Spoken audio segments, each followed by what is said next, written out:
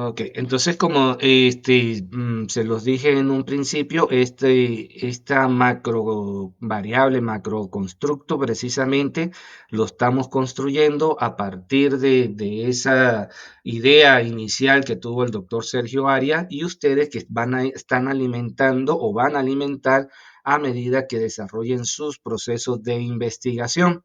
Entonces, para poder sustentar, como ya lo hemos visto en los módulos anteriores, una teoría, pues tiene que tener una base epistémica. Entonces la base epistémica ya está establecida, por lo tanto las investigaciones pues tienen que estar en función de esa postura epistémica. Claro está, en una postura epistémica, de eso siempre se habló, que el doctorado es totalmente transdisciplinario, lo que permite fácilmente la complementariedad de otros elementos o de otras visiones que puedan alimentar o enriquecer precisamente cada una de las posturas que se lleva hasta el momento en cuanto a la gerencia evaluativa.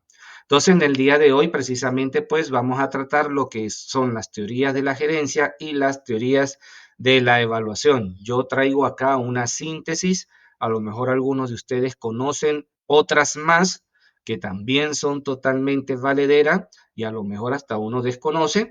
Y la idea es precisamente como hemos hecho en los anteriores unidades, ustedes pues en el proceso de realizar la actividad gráfica, porque trabajamos son actividades gráficas, es para precisamente reflejar en ellos lo aprendido por parte de ustedes en forma autónoma en su proceso de lectura, de estudio durante la semana. ¿Ok? Entonces, iniciamos con esta unidad. En primer lugar, ¿qué es lo que conocemos como gerencia? En primer lugar, la gerencia precisamente es un proceso, ¿sí? Un proceso en el cual se coordina precisamente todos los recursos que puede existir dentro de una organización. ¿Cuáles son esos recursos? Esos recursos son el humano, el físico, el tecnológico y el financiero.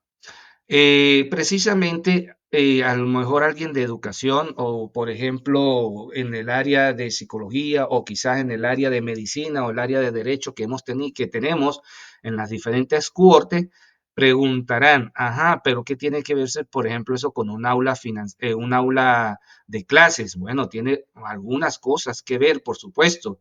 Tenemos recursos humanos que son estudiante docente, que es la parte institucional también. Tenemos la parte física, que es el componente del aula, la parte tecnológica y también cómo administrar los escasos recursos que por lo menos cuenta ahora el sistema educativo venezolano. Un ejemplo estoy dando allí. En el área del derecho, por ejemplo, uno de los trabajos que sé que están trabajando por allí es sobre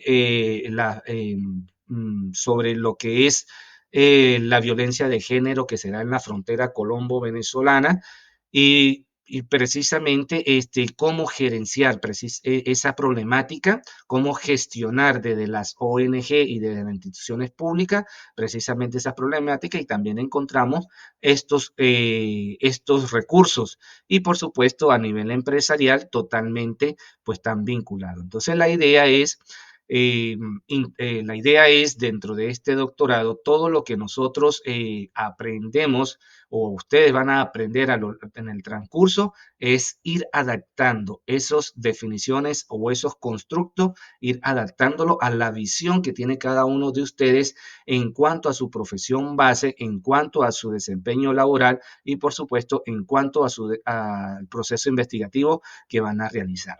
Porque, por ejemplo, si ustedes buscan libros de evaluación, el 90% de los libros de evaluación corresponde al área educativa, porque principalmente la que ha hecho mayor uso precisamente de este tipo de conocimiento.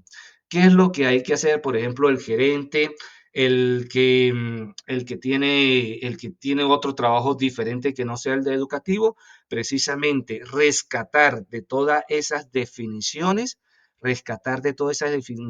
aquellos elementos en los cuales yo lo puedo vincular en mi área específica, porque esa es una de las inquietudes que principalmente han presentado, en todo caso, los ingenieros que trabajan a nivel empresarial, a nivel organizacional, y es esa la destreza, la habilidad que deben considerar que existe el constructo de evaluación, la mayoría en el área educativa, pero dan elementos precisamente que ayudan a fortalecer lo que se está dando dentro de un entorno.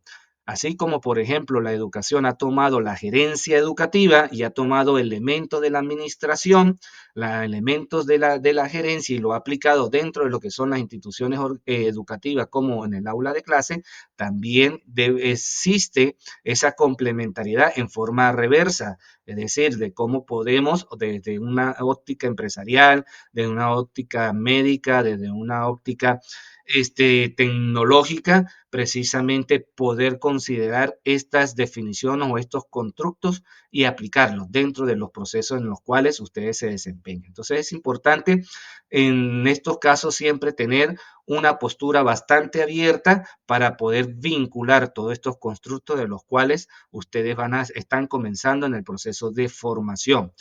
No tanto comenzando, yo diría afianzando, porque muchas de estas cosas ustedes ya las saben, a lo mejor la aplican y no saben que se denomina de tal manera.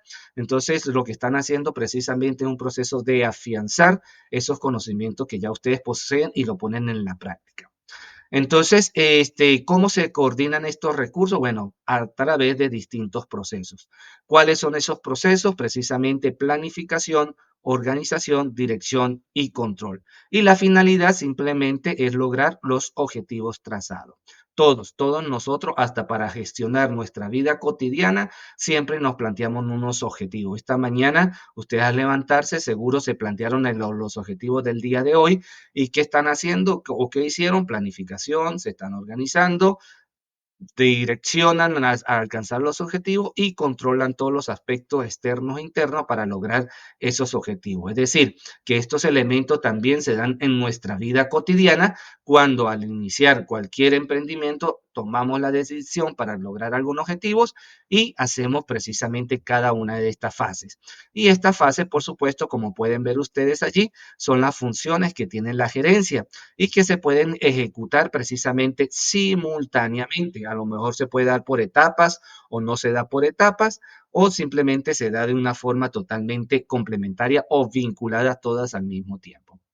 ¿Quién ejecuta la gerencia? Precisamente el gerente. ¿Y quién es el gerente? Es una persona que tiene un conocimiento, tiene una capacidad, tiene un talento y tiene una habilidad que dirige empresas, organizaciones, proyectos, entre otros. Nosotros somos gerentes de nuestra propia vida cotidiana, somos gerentes de un aula de clases, somos gerentes de coordinaciones que llevamos, somos gerentes precisamente de una familia, somos gerentes de una línea de producción, somos gerentes de un consultorio privado, somos gerentes de una propia empresa que nosotros direccionamos. Entonces, todos somos gerentes porque precisamente hacemos constantemente una gestión y siempre tenemos una responsabilidad. Y por supuesto, hasta sus propios hijos, los chiquiticos, son gerentes porque tienen que gestionar su tiempo en función precisamente de su responsabilidad, que es estudiar, el de ser hijo, y tienen que estar allí. Y si ustedes ponen en práctica o visualizan esta gráfica en función de ellos, pues también ellos cumplen con todo ese proceso, por supuesto, con las ayudas de los mayores. Entonces, el gerente, pues es la persona quien toma las decisiones y si toma decisiones, pues tiene la capacidad evaluativa o valorativa de tomar o considerar los elementos que estén en su contexto para esa toma de decisiones. Entonces, a esas funciones de la gerencia, planificación, organización, dirección y control, pues se le agrega precisamente esa capacidad de lo que conocemos nosotros como evaluación, en la cual podemos determinar si se lograron o no los objetivos trazados. Si no se lograron, a partir de allí, pues se inicia otro proceso precisamente para tratar de alcanzar esos objetivos que nos hemos planteado en cualquier contexto, como muy bien les he dicho, ¿sí? Ahora bien, es importante o a lo largo de la historia, así como ha sucedido con la epistemología, pues también a nivel gerencial existen una serie de movimientos o escuelas administrativas gerenciales. Algunas, pues, desarrolladas a mitad del siglo XX, otras actualmente del siglo XXI, pero ¿por qué las traigo todas acá? precisamente son necesarias porque todas ellas se van ajustando precisamente a las transformaciones sociales, económicas, culturales, políticas en la cual nosotros vivimos. Y siempre hay elementos de ellas que a lo mejor nosotros os pueden se hacen uso en función de lo que estoy desarrollando actualmente o simplemente también nos pueden ayudar a resolver alguna problemática. Como yo desarrollo bastante lo que son los paradigmas emergentes y trabajo en función de ello, precisamente sí soy de lo que manifiesta con esta formación de que todo lo que nos ha dejado la herencia cultural siempre es bueno y siempre tiene algún elemento en el cual nosotros pues precisamente utilizamos. ¿Qué pasa también, por ejemplo, en los procesos educativos? Los procesos educativos dice que las teorías conductistas pues ya no deben formar parte de los procesos educativos, pero pasa y resulta que hay momentos del proceso de enseñanza o del proceso de aprendizaje que es necesario el conductismo y así sucede con otros lineamientos. Por ejemplo, en la universidad es muy común decirle a los muchachos que se va a realizar una actividad si ustedes participan en la actividad, tienen 5 puntos. Eso es una estrategia conductista donde se le da un incentivo precisamente al estudiante para que participe en una actividad y el estudiante pues va por esos 5 que a lo mejor en algún momento le hará falta. Entonces siempre estamos aplicando toda esta serie de estrategias que no son caducas, sino simplemente forman parte y son también sustento para otros lineamientos más modernos, más complejos de lo que nosotros vivimos actualmente.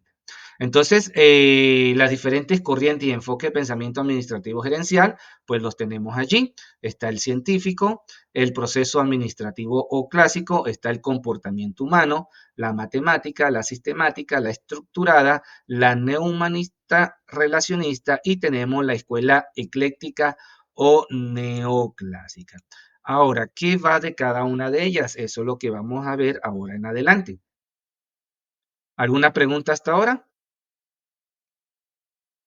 No, señor. Ok.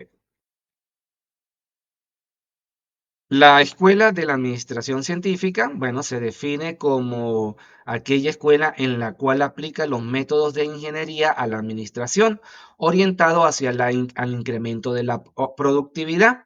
Precisamente se da a principios del siglo XX. Principal exponente, pues tenemos allí a Frederick Winslow Taylor. Bien interesante esta definición porque me dice la aplicación de los métodos de ingeniería en la administración. Es decir, que ya en aquella época pues se está utilizando lo que es de alguna manera la transdisciplinariedad y también la complementariedad de métodos de un área específica como es la ingeniería, pero aplicada en este caso a lo que es las ciencias administrativas. Bien interesante por allí. Y por lo tanto, refiere a la sistematización de los fundamentos de la producción. Precisamente es cuando se está iniciando los procesos del capitalismo y por supuesto el capitalismo que se fundamenta en el positivismo, que es un pensamiento epistemológico, pero ese pensamiento epistemológico ustedes pueden ver cómo da vida precisamente a este enfoque de la administración científica. Entonces, es muy importante hacer esas vinculaciones de estas teorías que estamos desarrollando ahora con los diferentes paradigmas que nosotros hemos visto. De por sí, en eso consiste la actividad. ¿Por qué consiste así en esta actividad? Porque es necesario que ustedes puedan vincular todo este conocimiento que van a desarrollar a partir de ahora en el doctorado, vincularlo con esas fuentes epistémicas, porque esa es la que le va a dar la validez al conocimiento y cada uno de los trabajos de investigación de ustedes tendrá una connotación con la gerencia, con la evaluación, pero también totalmente ligado con lo que es la parte epistémica. Entonces, esta escuela pues hace énfasis en las tareas porque precisamente en aquella época comienza lo que es la especialización de los procesos de producción. Anteriormente estaba el artesano que producía una silla él solo, pero como era necesario poder incrementar lo que eran los niveles de riqueza, pues uno se fue especializando en buscar la madera, el otro en cortar la madera, el otro en cortar el cuero, el otro en diseñar el cuero que llevaba la silla, el otro en armar la parte de la madera, el otro en colocar el cuero, en fin, es un ejemplo que estoy dando. Cada quien se iba especializando en una tarea específica y este enfoque precisamente es lo que muestra la diversidad disciplinaria que existe en cada una de las ciencias. Precisamente una de las de mayor disciplinariedad o de responsabilidad en tarea es el área de la medicina, que si el cirujano de mano, pero pasa y resulta que el cirujano de mano es especialista en el dedo pulgar y así sucesivamente, ¿ok? El nombre de este enfoque pues obedece a que precisamente busca aplicar los métodos de la ciencia a los problemas de la administración para alcanzar la elevada eficiencia industrial. Como muy bien le dije a ustedes, pues estaba en el inicio de lo que es la revolución industrial, el crecimiento de lo que es el modelo capitalista a nivel económico, ¿ok?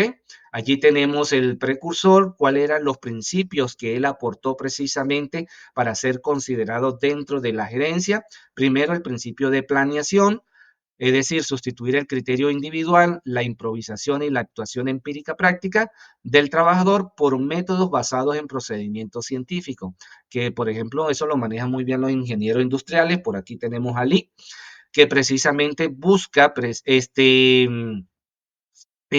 llevar al máximo nivel o la eficiencia lo que es la producción o de un sistema productivo, vamos a llamarlo de esa manera, o de una línea de producción de un producto X. Los principios de preparación, precisamente seleccionar científicamente a los trabajadores de acuerdo con sus actitudes y prepararlos y entregarlos para producir más y mejor. Y esto, por supuesto, da inicio a lo que es esa carrera que denominamos recursos humanos, que también la psicología está muy apegado a ello, precisamente para poder seleccionar mejor ese personal que se necesita en la empresa para poder generar la mayor riqueza y, por supuesto, la mayor eficiencia dentro del trabajo, de lo que se está produciendo. El principio de control, controlar el trabajo para cerciorarse de que está ejecutándose de acuerdo con las normas establecidas. Y el principio de ejecución, por supuesto, asignar atribuciones y responsabilidades para que el trabajo se realice con disciplina. Entonces, como pueden ver, estos principios pues está totalmente fundamentado en la definición que vimos anteriormente de lo que es la gerencia. ¿Cuáles son esos métodos precisamente de que se habla en el enfoque de la administración científica? Bueno, allí tenemos en primer lugar la observación y la medición, porque está fundamentado totalmente en lo que es el proceso, el modelo capitalista, del cual se fundamenta desde lo que es el paradigma positivista, neopositivista, donde precisamente la ciencia, o mejor dicho, aquello que no era explicado por la ciencia, pues no era real. Y en este caso, pues también lo llevaron a este campo de lo que es la administración gerencial.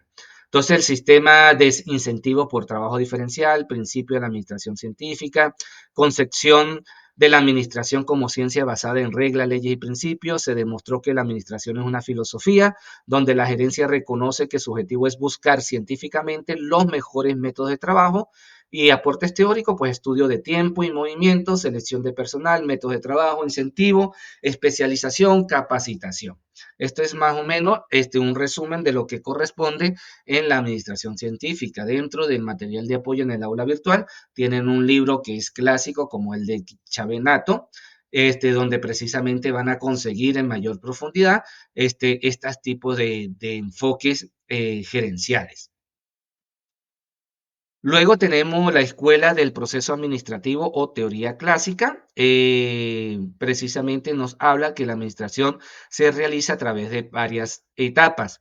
Y esta escuela pues hace énfasis precisamente en la estructura que debe tener la organización para lograr la eficiencia en los procesos productivos. Y esto implica que el todo organizacional y su estructura para garantizar la eficiencia de todas las partes involucradas. ¿Qué veo acá interesante? A pesar de que todavía no se había desarrollado lo que es el pensamiento complejo, pues vemos acá precisamente que nos dice el todo organizacional. Es decir, que ya la organización no se ve de una forma individual o parcelada, sino precisamente lo ven como un todo. Y precisamente lo ven un todo, ¿por qué? Porque necesitan garantizar la eficiencia de todas las partes involucradas dentro del proceso organizacional.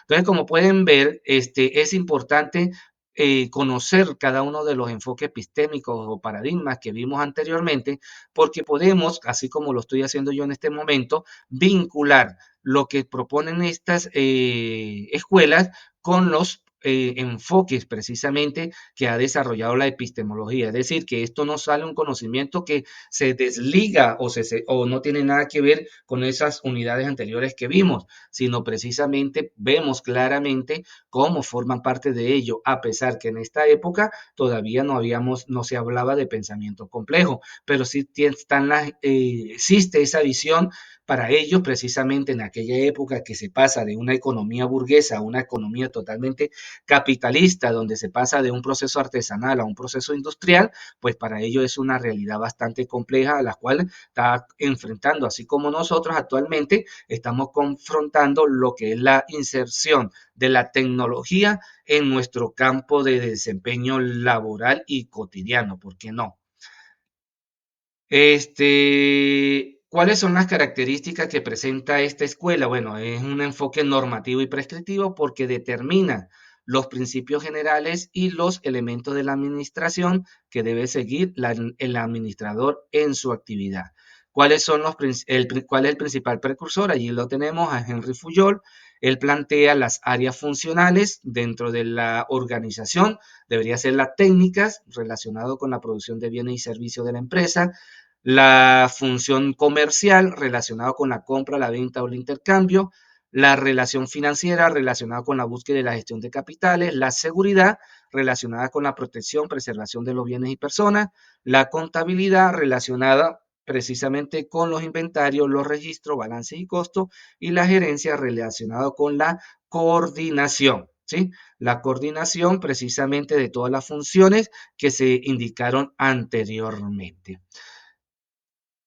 Estas escuelas, por supuesto, estos contextos, pues no, cada uno de nosotros pues tenemos que ubicarlo o entender o vincularlo precisamente en el lugar donde ustedes precisamente cumplen su función como profesionales y están totalmente vinculados porque gran parte de estas cosas nosotros lo realizamos en nuestro diario vivir. Luego tenemos la escuela del comportamiento humano, os denominado humano relacionismo. Ellos postulan la necesidad de mejorar las relaciones humanas a través de la aplicación de la ciencia de la conducta a la administración. Entonces, ¿qué estamos viendo allí? Precisamente ya la vinculación o la transdisciplinariedad donde la administración y la psicología se complementan precisamente para poder entender y comprender y mejorar precisamente los procesos de producción, ¿sí? Cuando hablo de proceso de producción, si estamos en un aula de clase, también estamos produciendo conocimiento, estamos gestionando conocimiento, estamos gestionando también tecnología dentro de ese espacio. Entonces, esto es valedero precisamente para cualquier área del saber. Hace énfasis sobre todo en los aspectos éticos respecto a la dignidad del trabajador. El objetivo es lograr una mejor productividad del trabajador a través de su satisfacción de sus necesidades psicológicas, basándose sobre todo en lo que es la motivación, la participación y el equipo de trabajo. ¿Por qué precisamente sale esta escuela? Como vimos en las anteriores, hace énfasis en lo que son los procesos de producción, la eficiencia en la cadena de producción, la aplicación de lo que es el método científico, la ciencia para producir de una manera eficiente, pero no consideran precisamente esta visión de lo que es el humano, que es que precisamente quien hace el proceso de producción. Si ustedes escucharon bien el video de Karl Marx y estudiaron un poco para realizar la actividad a entregar en el día de hoy, tiene una relación muy vinculada con respecto a esto porque trata de resaltar precisamente de quien hace o quien produce es el sujeto, sobre todo en aquella época, como pueden ver ahí, final del siglo XX, XIX, principio del siglo XX. Entonces, se dieron cuenta, por ejemplo, estos pensadores, que al trabajador hay que motivarlo, hay que hacerlo de partícipe, formar equipo de trabajo para tener una mejor producción en este caso. Tenemos dos representantes, a Robert Owen y a George Elton Mayo. El primero, pues considera a los trabajadores como máquinas vitales y por lo tanto hay que buscar el bienestar social de sus empleados. En aquella época precisamente se está desarrollando lo que es la filosofía de la tecnología y la filosofía de la tecnología desde la visión humanista, perdón, de la visión ingenieril, manifiesta precisamente que todo el desarrollo tecnológico es una extensión de la finitud que tiene el hombre. Por esto, este autor, que también hace aporte a la filosofía tecnológica, habla del ser humano como una máquina vital. Por lo tanto, esa máquina vital precisamente hay que cuidarla. El otro, pues, nos habla que los factores sociales son más motivadores que los económicos. La solidaridad, la cohesión son de suma importancia para el desempeño del individuo en su trabajo. Esto es totalmente aplicado actualmente en algunas empresas. A lo mejor en la ayuda a satisfacer esas necesidades sociales que pueda tener un empleado, le permite vincularse, tener mayor empatía precisamente con la organización y de esta manera ser más fiel y eficaz y eficiente precisamente a esa organización en la cual trabajan. Por eso vemos que algunas empresas, sobre todo organizaciones privadas, siempre hay un elemento para motivar a los estudiantes, una pequeña recompensa podría ser para satisfacer ciertas necesidades, para que mejore su desempeño dentro de la empresa como tal. Hubo un tiempo, por ejemplo, en que las organizaciones, las grandes empresas, crearon guarderías dentro de sus complejos industriales. De esta manera, pues, era un incentivo, en este caso, a las trabajadoras para que dedicaran mayor tiempo o, mayor, o produc- eh, aplicaron un tiempo más eficiente a su trabajo porque tenían la seguridad de que sus hijos estaban bien cuidados y estaban cerca de ella. Eso se dio en una época, no solamente en los Estados Unidos, sino también aquí en Latinoamérica. Entonces, la comunicación es un elemento fundamental para lograr la productividad e influye en el comportamiento de los trabajadores, que también son técnicas que se utilizan actualmente, pero por supuesto tienen ahora otros tipos de definiciones. Luego tenemos la escuela matemática, también considerada como la escuela de la teoría de las decisiones y que tiene un enfoque totalmente cuantitativo. ¿Cuál es el supuesto de esta escuela? Bueno, simplemente que la administración es una entidad lógica cuyos elementos pueden expresarse en términos de símbolos matemáticos, relaciones y datos que pueden medir. Y su aplicación es básica para la toma de decisiones, que actualmente se está utilizando, se está trabajando mucho con lo que es la parte de la Big Data precisamente y se está utilizando en muchos entornos empresariales como también en el entorno educativo, no solamente allí, y precisamente y también para abordar problemas sociales, se está considerando específicamente esta nueva postura en cuanto a lo que es el trabajo precisamente de los datos que puede arrojar perdón, los fenómenos que se pueden dar en los contextos. Entonces, y eso está ayudando sobre todo a universidades, a organizaciones empresariales y hasta las propias instituciones públicas tomar decisiones de una manera más eficiente. Entonces, eso que conocemos actualmente como Big Data, pues precisamente aquí están viendo ustedes cuál es el origen. Claro, aquí de una manera un poco prematura, pero ya con el avance de la tecnología, pues también esto ha ido modificándose e ido actualizándose. ¿Cuáles son los principales aportes? Pronósticos, investigación de operaciones, métodos cuantitativos y modelos matemáticos que fueron creados. Principalmente lo que hemos estudiado, economía, administración, ingeniería industrial, contaduría, precisamente hemos pasado por cada una de asignaturas en las cuales nos han formado precisamente en estas líneas, sobre todo investigación de operaciones, modelos matemáticos que tienen que ver con la econometría, todas esas cosas, precisamente porque nos ayudaban cuando nosotros estudiábamos esto y nos ponían esos ejercicios, proyectábamos hacia dónde se podía dirigir la economía en función de las variables con las que uno trabajaba en esos modelos matemáticos. Todavía actualmente, pues es necesario y se utiliza también en procesos investigativos para poder proyectar hacia dónde va la conducta, por ejemplo, de los sujetos en un contexto, una problemática específica. Por supuesto, la idea principal de la investigación se fundamenta sobre todo en esa investigación de operaciones, donde se vinculan o de forma interdisciplinaria, la economía, la matemática y la estadística, las cuales nos permite precisamente entender las operaciones, los procesos de operación y productividad, los servicios, la calidad, una mejora continua, estrategia de operaciones que nos delinea la alineación estratégica y su naturaleza y el uso de la tecnología. Entonces, como podemos ver, esta escuela de matemática o escuela de la teoría de las decisiones simplemente hace o se vincula precisamente con economía, matemática y estadística y tecnología, ya la parte informática, para poder proyectar hacia dónde deben irse las empresas y a partir de allí tomar decisiones. Luego tenemos la escuela neuhumano o relacionismo. Anteriormente vimos el humano relacionismo, ahora este es otra postura, un poco ya ha avanzado un poco más lo que es el pensamiento gerencial. El supuesto de esta escuela es que la administración debe adaptarse a las necesidades del personal y fundamentarse en sus motivaciones, ya que es determinante para el éxito de la empresa. ¿Cuáles son sus aportes? Motivación moral de los trabajadores, estudio de las necesidades del personal, el liderazgo, comunicación formal e informal. Precisamente son sus aportes dentro de los procesos gerenciales. ¿Cuáles son los principales representantes? Pues tenemos ahí a Douglas MacGregor y Abraham Maslow, que muy bien la gran mayoría de ustedes, tengo la seguridad que lo conocen o lo han escuchado en alguna oportunidad en sus procesos formativos.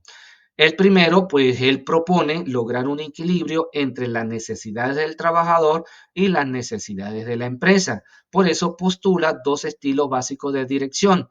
Una que tiene que ver con la administración tradicional y otra con la administración que considera la naturaleza del ser humano. La primera la denominó teoría X y la segunda la denominó teoría Y.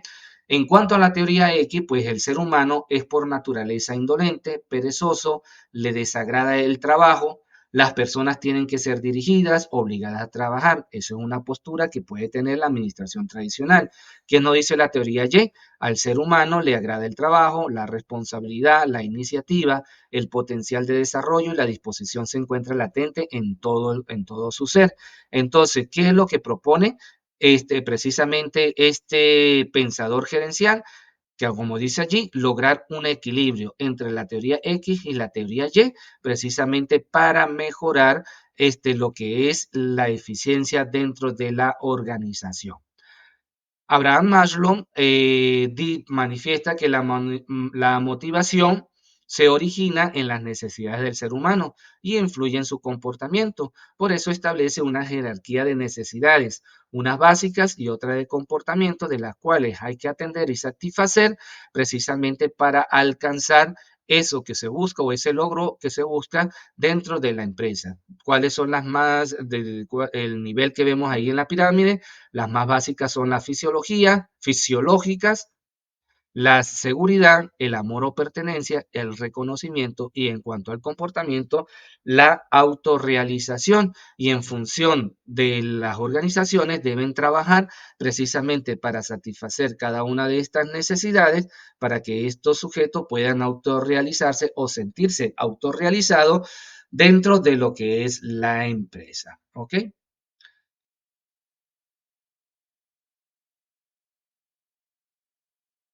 Luego tenemos la escuela sistémica, considera a las empresas como unidades que se relacionan entre sí y con el medio ambiente y forman un sistema, y esta pertenece a un sistema mayor. Como pueden ver ustedes, a medida que hemos ido avanzando en cada uno de los modelos, también ha ido avanzando lo que son las propuestas, ir expandiendo un poco más su campo de acción de acuerdo a cómo ha evolucionado también el mundo. ¿Cuál es la premisa que se establecen? Que las funciones de un sistema depende de su estructura. Los sistemas siempre están dentro de otro mayor y los sistemas son abiertos y siempre reciben información de otros. Precisamente interesante lo que se plantea, ya nos están dando o empiezan a darse una visión de lo que es, por ejemplo, de lo que vimos, la complejidad, la transdisciplinariedad. ¿Cuáles son sus principios? Expansionismo, todo fenómeno es parte de otro mayor, el desempeño del sistema pues depende de cómo se relaciona con el mayor del cual hace parte. Tenemos una empresa de un rubro específico, a lo mejor existen otras empresas, comienza la vinculación con las otras empresas, comienzan a abastecer un mercado, pero pasa y resulta que ese mercado pues depende de un mercado mayor que puede ser, por ejemplo, lo que corresponde a la economía de un país, pero esta economía de país tiene vínculos con un mercado común y tiene entonces, va expandiendo precisamente su visión a lo que es un mercado común, por ejemplo, la Comunidad Europea, el mercado común andino, el Mercosur, a eso es que se refiere, que siempre cada una de las organizaciones pues pertenece precisamente a un sistema mayor o está dentro de un sistema mayor y por lo tanto las empresas deben trabajar en función de ese sistema. En cuanto al pensamiento sintético, pues otro de sus principios, el fenómeno que se pretende explicar es visto como parte de un sistema mayor y es explicado en términos del rol que desempeña dentro de ese sistema mayor, es decir, la función que cumple precisamente dentro de ese contexto económico en el cual se desarrolla la empresa. Lo podemos ver también de un sistema educativo. Si yo estoy con profesor dentro de un aula de clase, esta aula de clase pertenece a unos grados específicos, a una coordinación, de esa coordinación a una dirección, esta dirección, este instituto pertenece a una coordinación municipal, de esta coordinación municipal a una zona educativa estatal y de esta zona educativa estatal pues pertenece a un ministerio que tiene que ver a nivel nacional y ese ministerio por supuesto también tiene que dar cuenta a lo que es un sistema mayor como es la Organización de las Naciones Unidas. Como pueden ver, esto también se da dentro del contexto educativo, así como en otros que ustedes muy bien pueden reflejar y pueden vincular.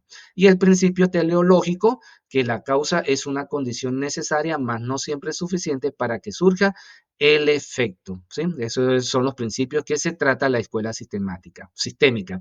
El principal exponente es Ludwig von Bertalanffy. Él introduce precisamente el concepto de sistema para interpretar los diversos fenómenos de la realidad y centrar sus objetivos en los principios de la organización.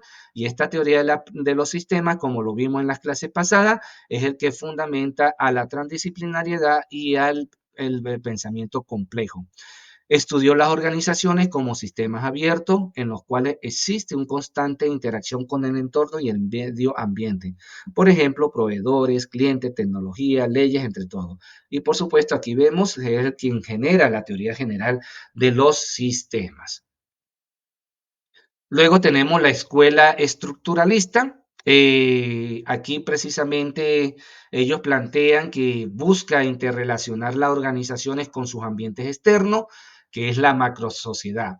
¿Cuáles son sus aportes? Bueno, da importancia a la variable entorno organizacional, manifiesta una visión organizacional a largo plazo, la visión del hombre organizacional que tiene que ser ordenado, que planifica, es metódico, dispuesto al cambio, que cree con la organización, toma argumentos de las teorías clásicas, relaciones humanas y burocráticas para formar su teoría.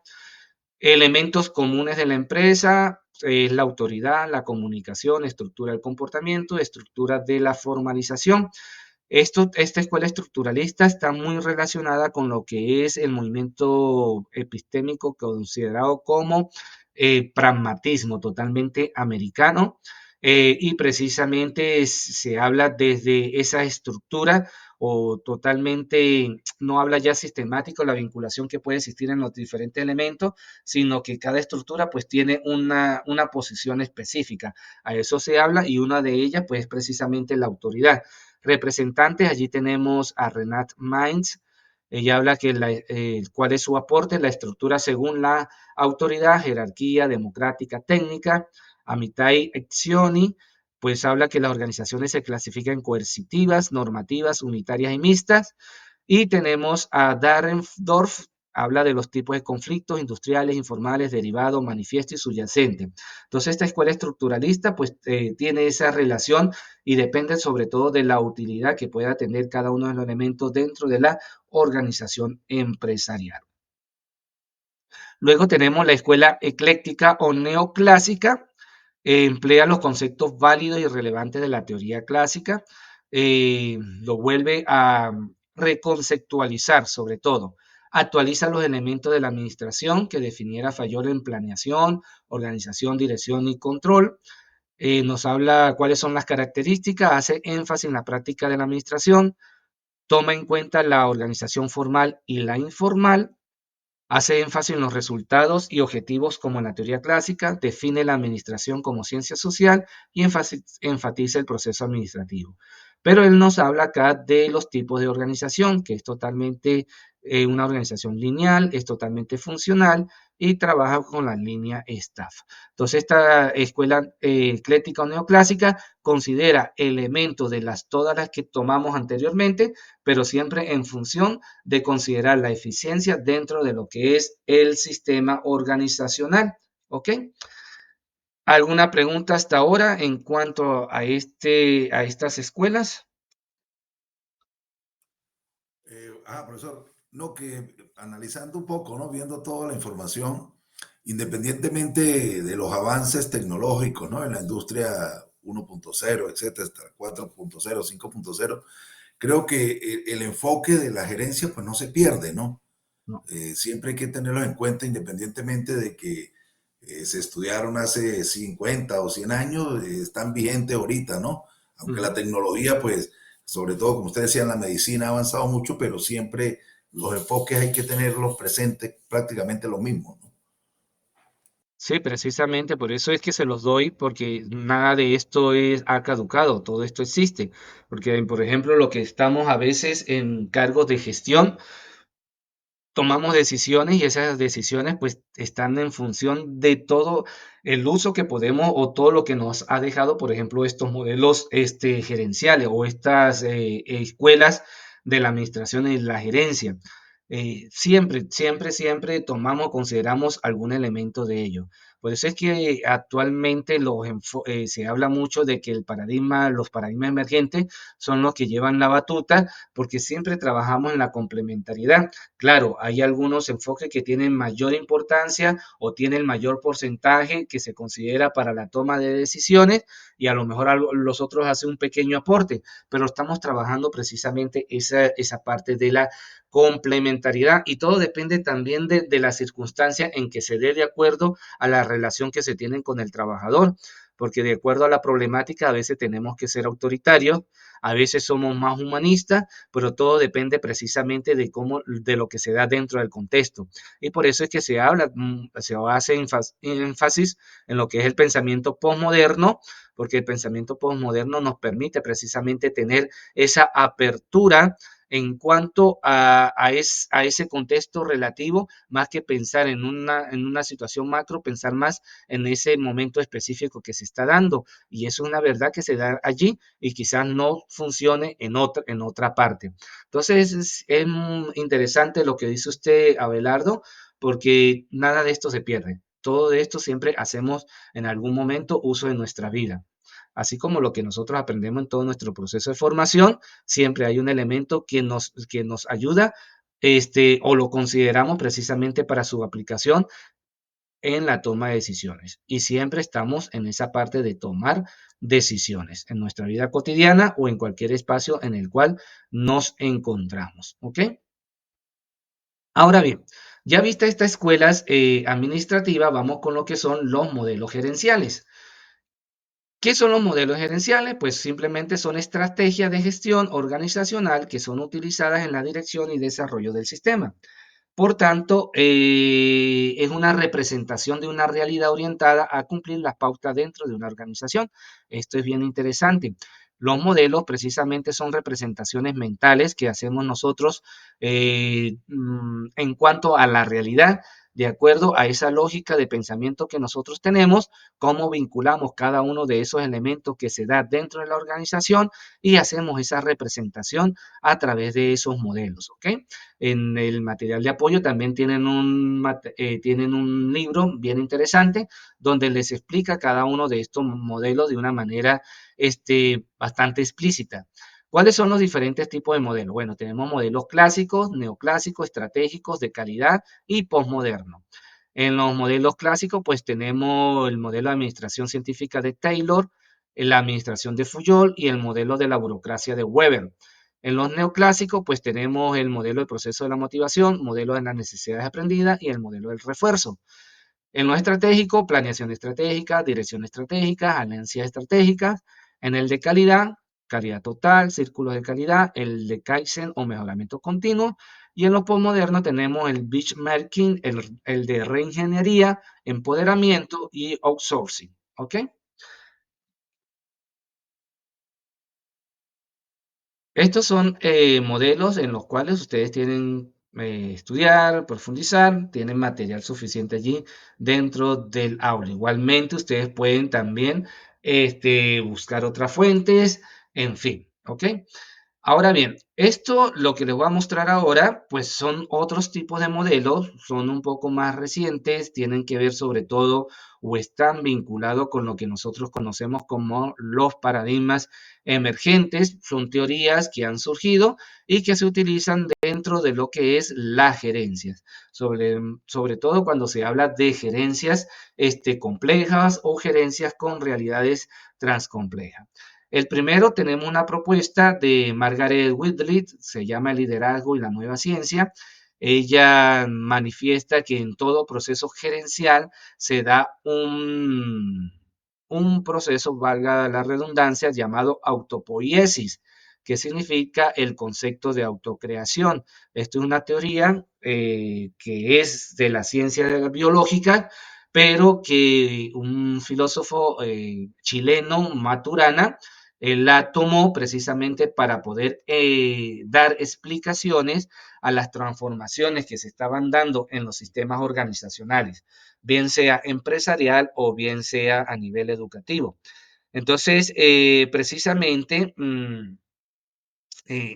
lo que plantea ella, que toda organización precisamente es un ser viviente que gasta energía para vivir, proceso, integridad, estructura, y hace todo lo necesario para preservarse, incluyendo el cambio. Entonces, es la forma como ella ve la organización empresarial, como un ser viviente que tiene que ver con este proceso de autopoiesis. Entonces, ella manifiesta que es parte del proceso mediante el cual el sistema abandona su forma actual para resurgir en una forma más acta acorde a la demanda del ambiente.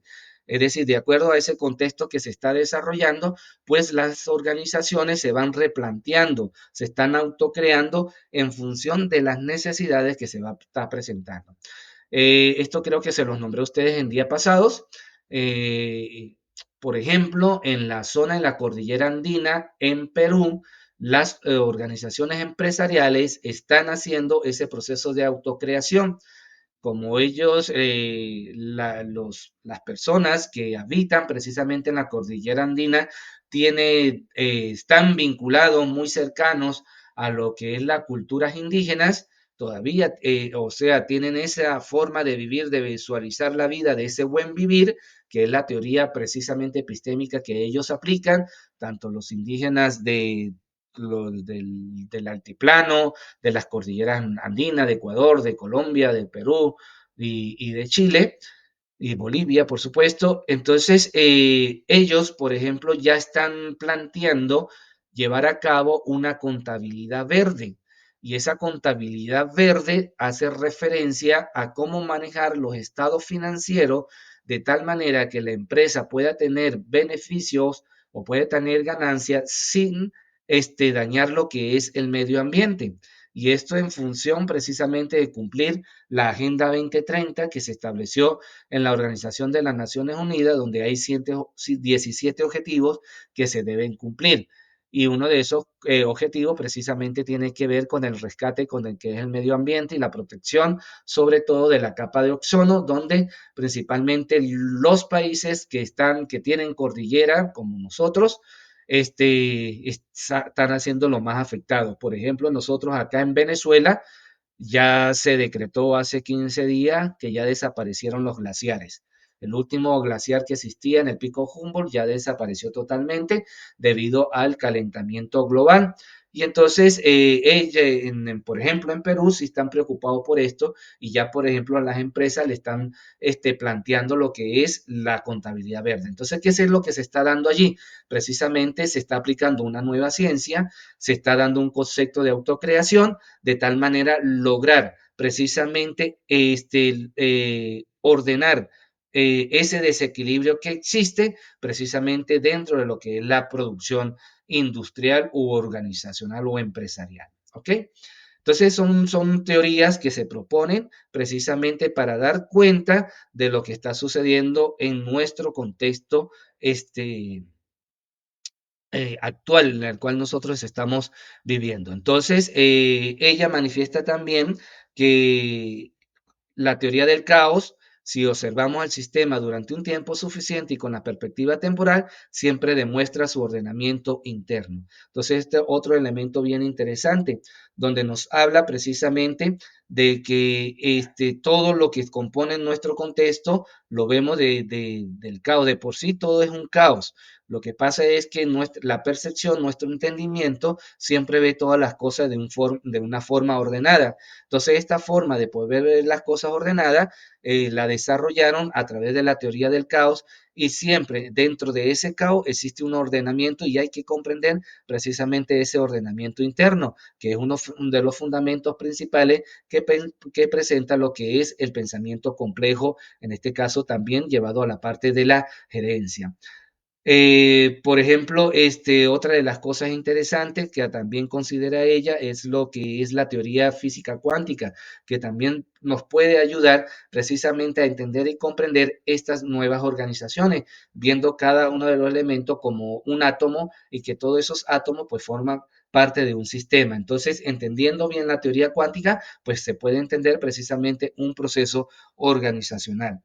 Por ejemplo, ahorita estoy asesorando, soy tutor de una tesis doctoral en arquitectura.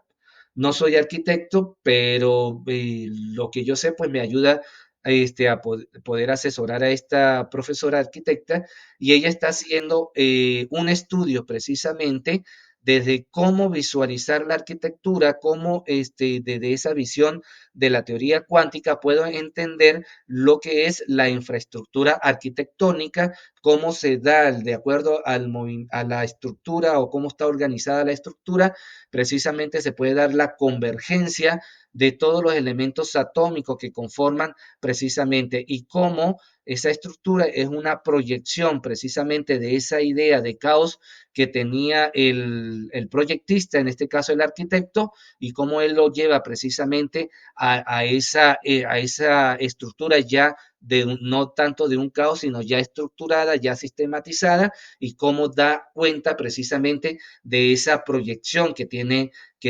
creativa que tiene este arquitecto. Entonces, son teorías que, como ustedes pueden ver, que no solamente pertenece a la física, sino también puede llevarse a otros campos, porque precisamente eso es lo que nos dice la teoría cuántica, que todo es energía. Y todo, si todo es energía, pues precisamente puede llevarse un control de esa energía y todo puede llevarse a un ordenamiento interno. Por eso dice que el poder es energía y que es necesaria para la supervivencia de la organización. Se necesita que fluya por medio de las organizaciones y no solo puede confinar solo a funciones o niveles. Y también se ha demostrado actualmente a través de la ciencia que tanto nosotros los seres humanos como cada elemento físico que está a nuestro alrededor está compuesto de energía y allí existe precisamente un flujo energético, algunos positivos, algunos no, y en cuanto a eso, pues existe una conexión precisamente, y dentro de las organizaciones empresariales, más aún.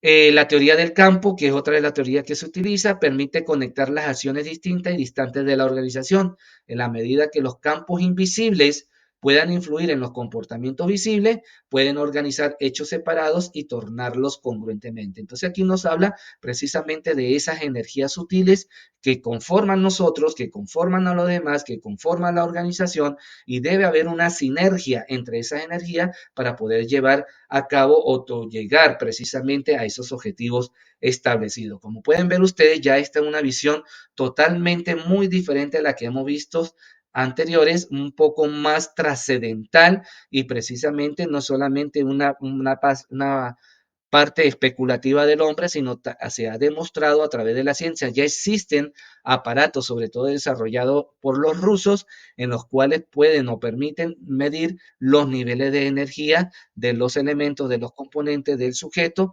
precisamente. Y esos mismos aparatos, por ejemplo, miden la conexión energética que existe entre cerebro y corazón, y cómo fluye precisamente el conocimiento y las tomas de decisiones. De eso creo que ya le habría hablado anteriormente, pero es importante verlo de cómo también forma parte ya de lo que son las organizaciones gerenciales.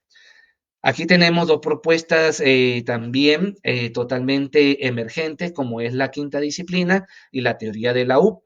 La quinta disciplina pues está centrado en la resolución de problemas en grupo, utilizando los sistemas de pensamiento, métodos para convertir a las empresas en organizaciones que aprenden, lo que se llama el aprendizaje organizacional, que lo vamos a ver un poquito más adelante. ¿Cuáles son las 5 disciplinas que precisamente conforman una organización que aprende? La primera, el dominio personal, es una disciplina de aclarar y ahondar continuamente nuestra visión personal, concentrar las energías, desarrollar la paciencia y ver la realidad objetivamente. Vemos allí que esa primera disciplina tiene que ver entonces con ese dominio personal que se tiene. El segundo, los modelos mentales son supuestos profundamente arraigados. La segunda disciplina son los modelos mentales que uno tiene o la percepción que tiene uno dentro de la organización. Algunos de ustedes sé que manejan empresas, manejan grandes, manejan precisamente personal. ¿Y qué es lo que hacen ustedes? Sin ustedes darse cuenta, si tomaran conciencia, por ejemplo, cuando ustedes toman decisiones, nuestra capacidad cerebral funciona como si fuera una máquina. Veo los elementos, esto aquí, esto acá, allá, y qué es lo que hace uno para cuando hace una reunión, ve los elementos, habla y qué está haciendo, está organizando. Y eso lo está haciendo en la forma, en su subconsciente, de tal manera que hace un modelo de acuerdo a la situación que se está dando dentro de ese contexto, y al plantear una solución, precisamente ya ese modelo lo ejecutó nuestro cerebro. Es bien interesante, ojalá que cada uno de nosotros tomara conciencia de al momento que estamos hablando, que estamos tomando decisiones, que estamos haciendo un proceso investigativo, ver cada uno de esos elementos y cómo nuestro cerebro funciona prácticamente como un software, va organizando precisamente toda la información, y ahí es cuando uno toma decisiones. Pero por supuesto, esto es un proceso de autoformación, de autoconciencia, precisamente de poder tener esa visión de todos esos elementos y formar esos modelos que a lo mejor otro no entiende, pero uno sí lo entiende si uno desarrolla precisamente esa visión. Hay una visión compartida, sería la tercera disciplina, una práctica de desenterrar imágenes compartidas del futuro que fomentan un compromiso genuino. La cuarta disciplina es el aprendizaje en equipo, comienza con el diálogo, la capacidad de los miembros de un equipo de suspender su puesto y entrar en el pensamiento genuino juntos. ¿Qué significa eso? Que dentro de un grupo de trabajo debe existir un proceso de negociación. Quizás yo quiero establecer lo que yo quiero, pero resulta que el otro también. Entonces allí no hay un diálogo, sino hay una discordia. Entonces invita precisamente este autor, Peter Senge, invita a que precisamente cada uno sea capaz de sacrificar parte de lo que tiene y en un proceso de diálogo precisamente lograr un pensamiento genuino juntos y suspender los supuestos en los cuales se quieren arraigar. Y por supuesto, la quinta disciplina es el pensamiento sistémico. ¿En qué significa ese pensamiento sistémico? Simplemente integrar las 4 disciplinas anteriormente vistas. Entonces, es una postura precisamente que se puede dar dentro de las organizaciones. Y tenemos, por último, la teoría U, que es liderar desde el futuro mientras emerge. Es decir, esto está basado en un concepto de plena presencia al que él denomina presencia, una combinación de las palabras presenciar, sentir y percibir. Entonces, la teoría de la U significa un estado de atención elevado que permite tanto a individuos como a grupos desplazar el espacio interior desde el cual operan. Es decir, esto que tengo yo interiormente, de lo cual yo le hablaba de ese modelo que estoy viendo, poder sacarlo precisamente, poder sacarlo, poder ir mostrándolo precisamente porque ese modelo es el que se quiere aplicar dentro de un futuro. Cuando este desplazamiento sucede, la gente empieza a operar desde un espacio futuro de posibilidades que ellos sienten que quieren emerger. Es decir, ya cuando saco esa visión que tengo, ya estoy trabajando hacia ese futuro, hacia ese objetivo que quiero alcanzar dentro del proceso organizacional. Es decir, estar en la capacidad de facilitar ese desplazamiento es, en la opinión de Skarmer, la esencia del liderazgo de hoy. Entonces, el líder de hoy precisamente tiene una visión de futuro y lo que busca es precisamente dentro de la organización sacar ese elemento interno que está en cada uno de los sujetos y poder siempre operar dentro de la empresa precisamente en ese futuro que está emergiendo. Aquí vemos un gráfico precisamente de cada uno de los pasos que conforma la teoría de la U. ¿Sí? Es una nueva tecnología social con 7 capacidades de liderazgo. Primero, contener el espacio, escuchar lo que la vida nos pide que hagamos. Entra un proceso de suspensión, se observa, prestar atención con la mente totalmente abierta. Estamos escuchando lo que dice acá, prestar atención con la mente totalmente abierta. No es con los sentidos, sino precisamente prestar atención con la mente, con esa, vamos a decir, ese sentido trascendental que tenemos cada uno de nosotros.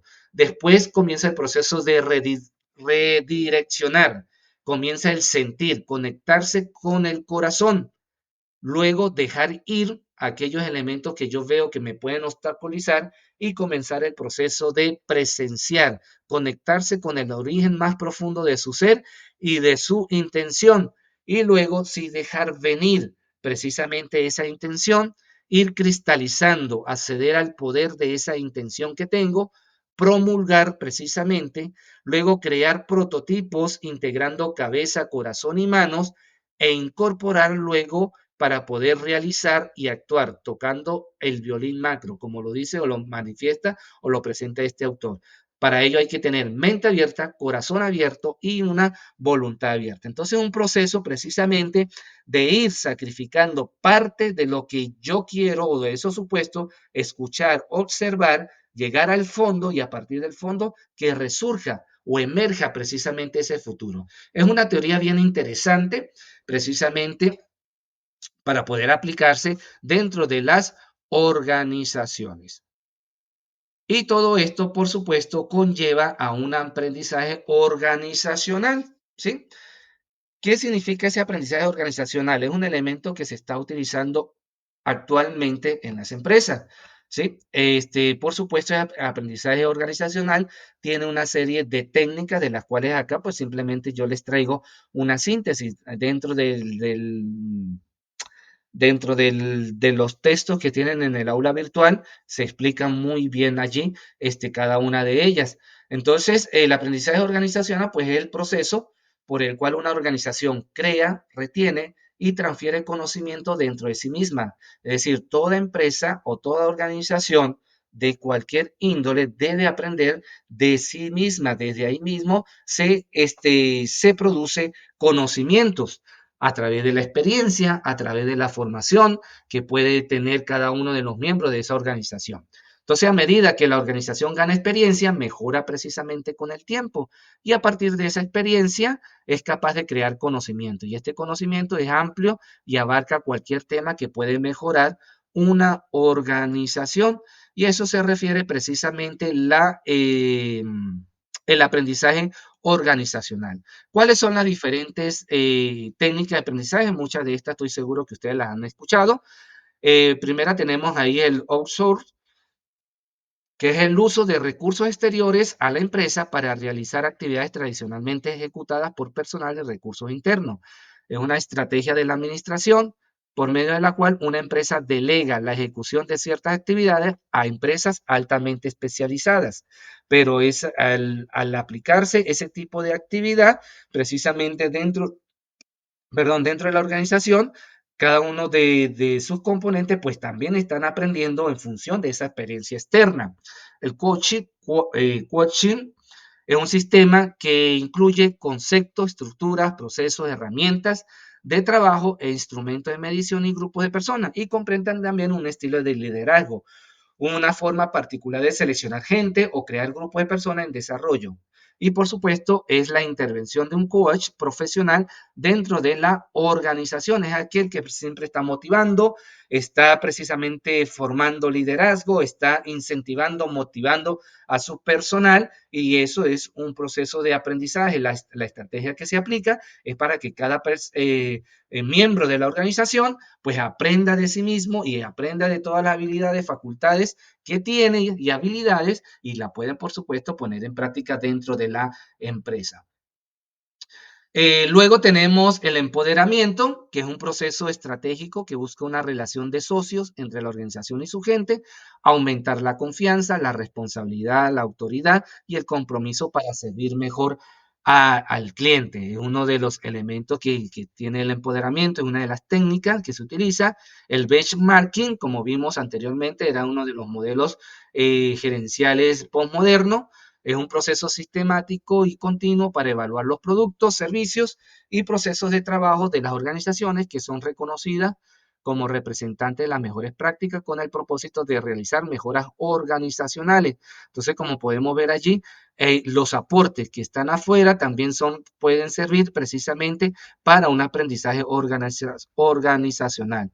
Y el downsizing forma de reorganizar o reestructurar las empresas mediante la cual se lleva a cabo una mejoría de los sistemas de trabajo, el rediseño organizacional y establecimiento adecuado de la planta de personal para mantener la competitividad. Muchos de estos elementos estoy seguro que ustedes lo conocen y lo aplican dentro de sus empresas. Sobre todo creo que por acá tenemos representantes de las empresas Polar y estoy seguro que a lo mejor en sus procesos formativos los cursos que dan dentro de sus empresas, seguro ustedes hasta dominan muchísimo mejor que uno cada uno de estas técnicas de aprendizaje organizacional.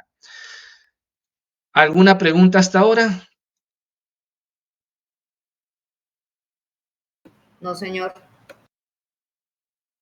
Ok. Entonces, continúo acá. ¿Iba a decir algo por allí alguien? Sí, iba a hacer el comentario, profesor, que por ¿Quién me ejemplo habla? en Ajá, Pedro. Nestlé, Ujú. eh, Ah, Pedro, sí. sí, Ujú. en Nestlé prácticamente las diferentes escuelas o modelos de gestión que estamos viendo realmente todos. Lo que pasa es que dependiendo del área en particular, se van para un enfoque o se van para el otro. Por lo menos los que trabajan coordinando las operaciones se van más hacia la administración científica, por ejemplo. Ujú. Mientras que los que están en finanzas y control, pues se van a la teoría clásica. Y los que trabajan en recursos humanos están más hacia el relacionismo, pero al final prácticamente todo lo que hemos visto hasta el momento se usa dentro de la empresa de una manera integrada. Sí, exactamente. Yo lo llamaría complementar, precisamente, ¿sí? Sí, Porque está esas sinergias. Lo importante de esto es la sinergia que se da precisamente ustedes de las grandes empresas, Nestlé, empresas Polar, y precisamente lo que buscan es esa sinergia y complementariedad en cada uno de esos elementos, de cada una de sus estructuras, y precisamente siempre alcanzar los objetivos propuestos en cada uno de los periodos que se establecen. Ujú. Muy bien, Pedro, gracias por tu aporte a través de las experiencias que tiene dentro de estas empresas. Ahora bien, ya visto la parte de la gerencia, pues vamos con lo que es la parte de la evaluación. Son definiciones muy generales, lo que yo les traigo acá, para que más o menos tengan una visión. Dentro del aula virtual tienen material también. Hay materiales vinculados totalmente con la parte educativa. Como les dije, hay que sustraer esos elementos que me interesan a nivel empresarial.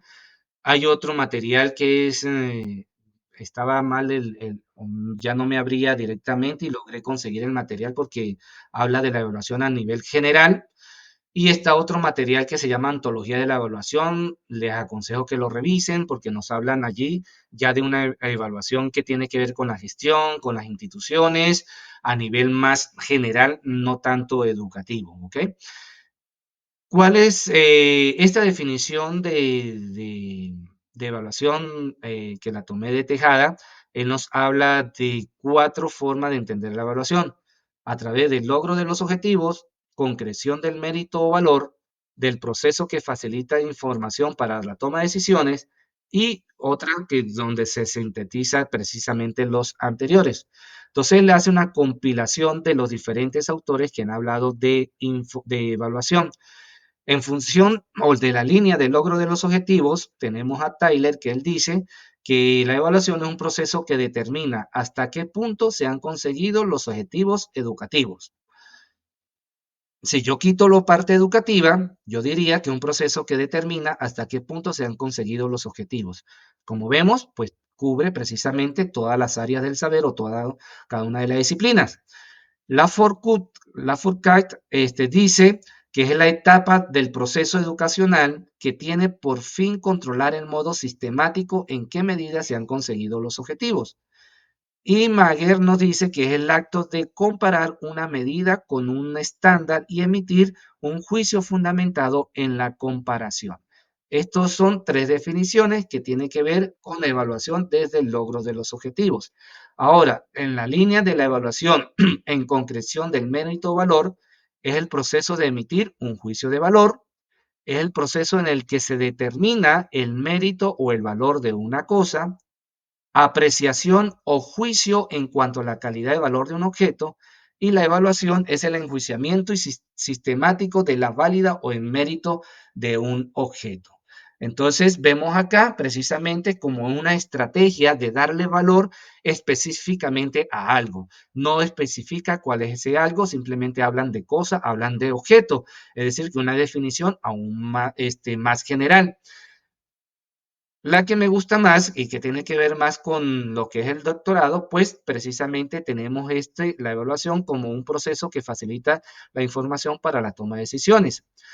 La primera tenemos la Stunflenbin, nos habla que es un proceso de identificar, obtener y proporcionar información útil y descriptiva acerca del valor y el mérito de las metas, la planificación, la realización y el impacto de un objetivo determinado, con el fin de servir de guía para la toma de decisiones, solucionar los problemas de responsabilidad y promover la comprensión de los fenómenos implicados. Precisamente este autor es quien, su idea de evaluación es la línea epistémica que nosotros recibimos en el doctorado. En la próxima clase específicamente, pues yo me voy a dedicar a explicarle esta visión de la evaluación, que es es la que nos acompaña y todo lo que realizamos dentro del doctorado, sobre todo los procesos de investigación, tratamos de aplicar este modelo que él llama modelo de sistema o el modelo SIP, contexto, insumo, proceso y producto. Eso lo explicaré muy bien en la próxima clase.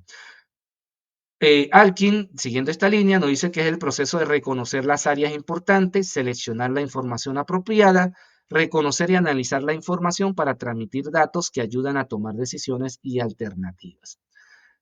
Una síntesis de las anteriores, pues simplemente tenemos aquí dos procesos de obtener información, usarla para formular juicios, que tiene que ver con la segunda, y utilizar la toma de decisiones, precisamente la tercera visión. Y tenemos acá el de Casanova, que es una recogida de información rigurosa y sistemática para obtener datos válidos y fiables acerca de una situación con objeto de formar un juicio de valor con respecto a ella. Estas valoraciones permiten tomar decisiones consecuentes en orden de corregir o mejorar la situación evaluada. Entonces vemos acá, son definiciones muy generales en cuanto a lo que es la evaluación. Pero me gusta más este esquema que les traigo acá. ¿Cuáles son los elementos para poder conceptualizar la evaluación? Este material lo tienen ustedes también en el aula virtual, que dice la evaluación de una forma general. Este autor pues precisamente presenta este gráfico que me parece que es un modelo bien interesante para poder tomar o considerar y que tomamos precisamente, o se puede tomar o visualizar allí, perdón, un proceso de evaluación. Está una recogida de información. En esa recogida de información debe existir objetividad, que hay que tomar una totalidad de la recogida de la información. Esa información nos permite precisamente tomar juicios de valor, pero para poder terminar juicio de valor tengo que elaborar unos criterios que precisamente me permitan establecer qué es lo que quiero valorar. Y después que tengo el juicio de valor, pues tomo precisamente las decisiones. Entonces, en función de esto, pues la evaluación es un proceso sistemático de recogida de información organizada y planificada en sus elementos y fases. Está relacionada con la emisión de un juicio de valor partiendo de la información recogida, la cual debe ser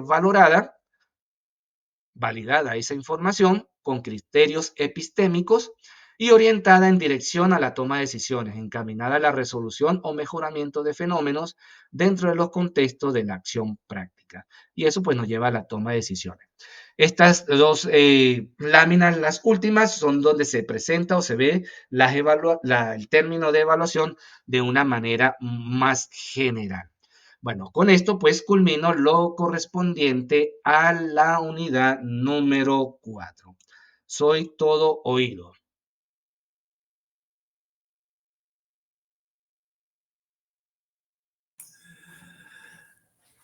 Bueno, profesor, viendo esto, yo creo que independientemente del tipo de evaluación que se haga, siempre es necesario realizarla, ¿no? Ujú, Para poder tener un camino, digamos, expedito, ¿no? O por lo menos saber la dirección, ¿no? Hacia dónde va la empresa. ujú. Independientemente de si se evalúa el producto, la calidad o la satisfacción del cliente, pues todo tipo de evaluación siempre nos lleva a un objetivo, ¿no? O a una meta o al conocimiento de saber si las metas se logran.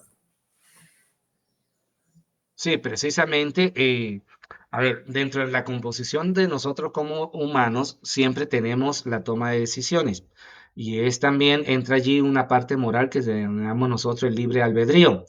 Entonces, y así como usted lo dice, si estoy en un producto, pues tengo que evaluar desde el proceso de producción hasta cuando llegue o satisface o no satisface precisamente al cliente. Y eso es un proceso primero de valoración. Y de esa valoración, pues me lleva precisamente, o lo que se dice ahí en la gráfica que yo les mostraba a ustedes, que me hablaba de un juicio de valor, y a partir de allí ya es cuando puedo hablar precisamente de la evaluación que se le hace a todo ese proceso en el cual ustedes se encuentran. No solamente a nivel de empresa o a nivel sino todo nuestro contexto. Aquí tenemos de trabajadoras sociales, tenemos psicólogos, tenemos ingenieros de todas las áreas, industrial, electrónico, informático, agrónomo, y tenemos también varios educadores y tenemos algunas del área de la gerencia. Entonces, siempre, dentro de todo el contexto en que siempre nos encontramos, siempre estamos valorando, siempre estamos tomando decisiones. Ahora bien, ¿qué tenemos que aprender? Precisamente hacerlo de una manera, con una rigurosidad más, más científica y vamos a decirlo de una forma más sistemática de poder ver todos los elementos que pueden ayudarnos a tomar esos juicios de valor y por supuesto esas tomas de decisiones.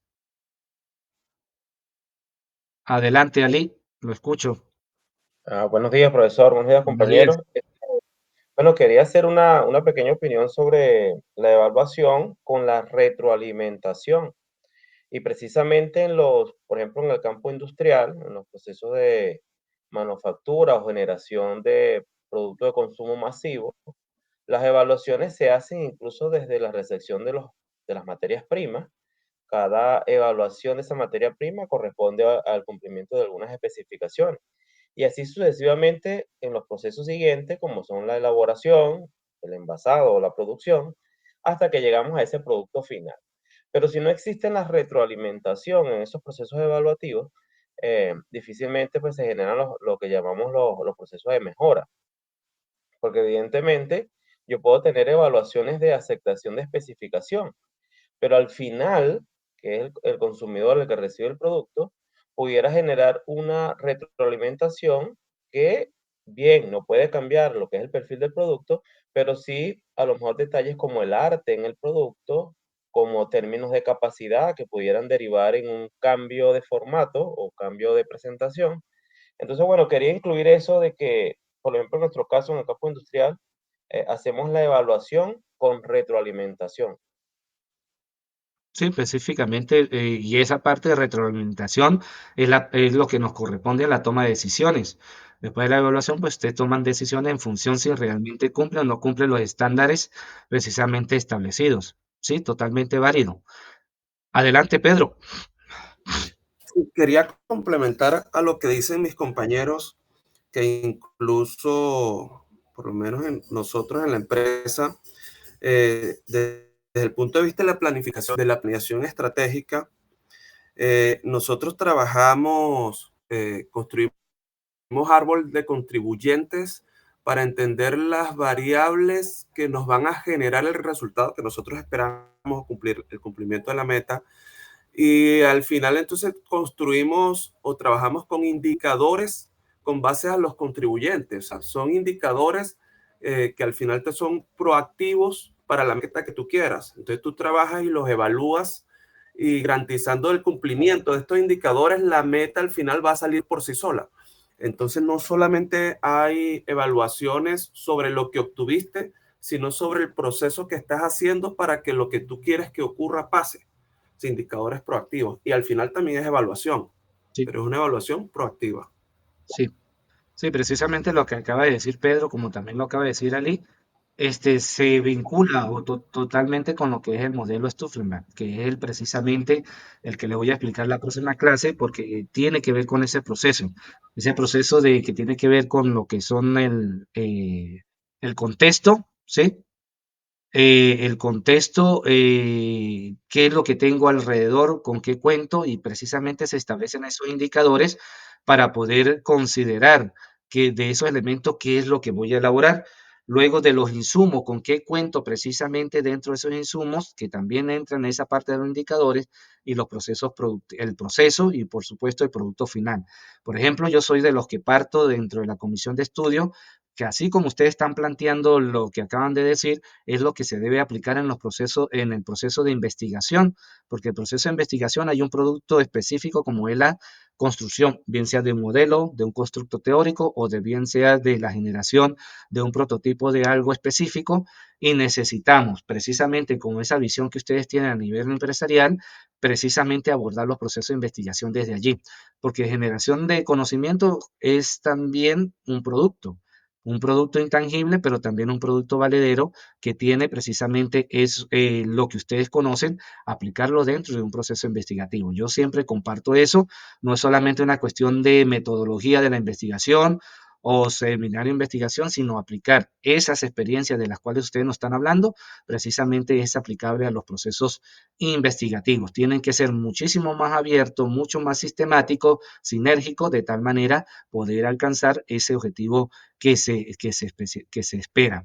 Y es importante que establecer los indicadores que manifiestas, Pedro, porque precisamente esos indicadores son los que nos van a aportar la información necesaria y hacia dónde debemos dirigir y, como tú dices, lo que permite que se dé de una manera sola prácticamente el objetivo que se está planteando, se quiere alcanzar.